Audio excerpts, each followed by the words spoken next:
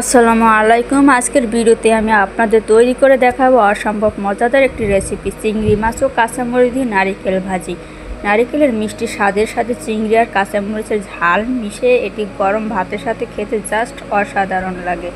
খুবই সাধারণ কিছু উপকরণ দিয়ে ঝটপটে এই রান্নাটি সেরে ফেলা যায়।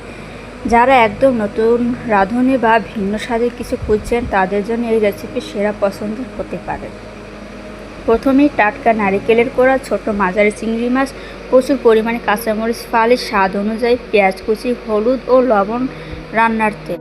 ভিডিওটি ভালো লাগলে লাইক দিন এবং আপনার মূল্যবান মতামত কমেন্টে জানান। আর এমন আরও ঘরোয়া নতুন নতুন রেসিপি পেতে আমাদের চ্যানেলের সাথেই থাকুন।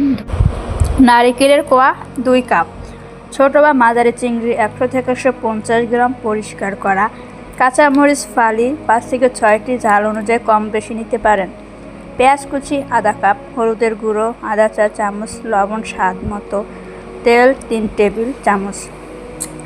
প্রথমে চিংড়ি মাছগুলো সামান্য লবণ ও হলুদ দিয়ে মাখিয়ে রাখুন। একটি প্যানে তেল গরম করে তাতে চিংড়ি মাছগুলো হালকা লালচে করে ভেজে তুলে নিন। খুব বেশি ভাজবেন না, এতে মাছ শক্ত হয়ে যেতে পারে। ওই একই তেলে পেঁয়াজ কুচি দিয়ে নাড়তে থাকুন। পেঁয়াজও একটু নরম হয়ে এলে এতে কাঁচামরিচ ফালি ও সামান্য হলুদ গুঁড়ো দিন। এখন প্যানে নারিকেলের কোড়া দিয়ে দিন। স্বাদ মতো লবণ দিয়ে মাঝারি আঁচে ভাজতে থাকুন।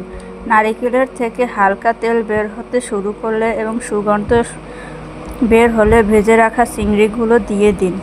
নারিকেলের ও চিংড়ি একসাথে আরও 4 থেকে 5 মিনিট ভাজুন যেন সব কিছুর ঝরঝরে হয়। নারকেলের রং হালকা সোনালি হয়ে এলে নামিয়ে নিন। সবশেষে চাইলে উপর থেকে সামান্য ধনেপাতা কুচি ছিটিয়ে দিতে গরম ভাতের সাথে পরিবেশন করুন। মনে রাখবেন, নারিকেলের নিজস্ব একটি মিষ্টি ভাব থাকে, তাই কাঁচামরিচের ঝাল এই ভাজির স্বাদ বহুগুণ বাড়িয়ে দেয়।